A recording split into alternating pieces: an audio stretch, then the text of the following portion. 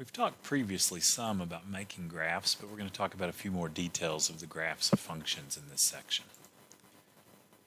So first of all, a lot of the graphs that we've looked at, and a lot of them that we do see in this class, run off to infinity in one direction or another. And if we graph them on our calculator or on a computer, we could keep zooming out to larger and larger windows and see more and more of the graph. But sometimes you might have a graph that has an actual endpoint. So if a graph ends with, say, a dot or a circle, then that's an endpoint where the graph goes up to that point, and then we use the convention that if we close the dot in, the graph includes that endpoint, which is similar to having a bracket when we think about an interval. And if it's an open dot, that's like the parentheses on the interval. That's a point, it's an endpoint that you get closer and closer to, but that doesn't actually contain that point on the graph. And then if we want to indicate very clearly that the graph goes indefinitely in a particular direction, we can draw an arrow. So let's look at an example here.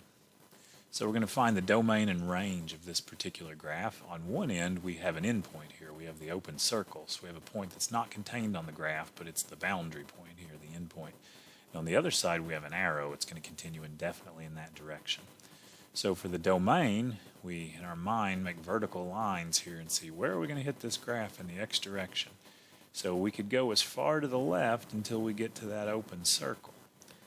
So what I've done is I've tried to smash this onto the x-axis. Think about what would it look like if I pushed my graph onto the x-axis. So to the left, we could go about that far.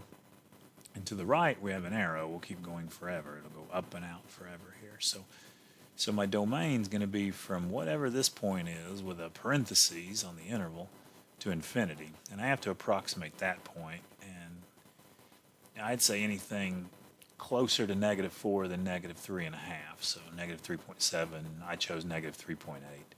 So the domain's approximately -3.8 to infinity in the x direction. And we have a parentheses. We're approximating that point, but whatever it is, that's the point where we put the parentheses. It goes all the way up to that value, but doesn't include that value. And then the range, we make horizontal lines. Think about it in the y direction, or we could think about smashing the graph onto the y-axis here. And we would actually have this point at -2, where the y value is -2, and then all the way up. This side ends, but this side doesn't. It has the arrow going on and on, so my graph's going to go up indefinitely, so my domain would be from -2 to infinity, and it would include the -2, so I would have a bracket.